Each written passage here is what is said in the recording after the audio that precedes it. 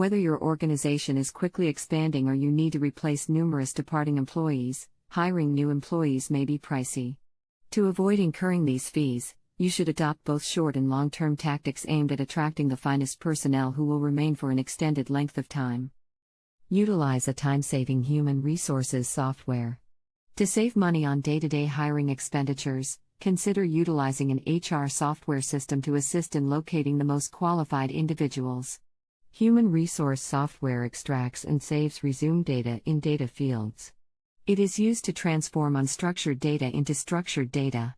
Additionally, it suggests applicants by examining hundreds of resumes simultaneously. Introduce a referral program for employees. Another option to save money is to participate in a corporate referral program.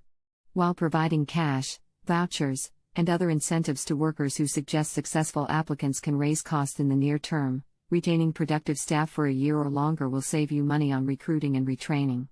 This is partly because your present workers will almost certainly propose individuals who suit the company's work culture and like their jobs.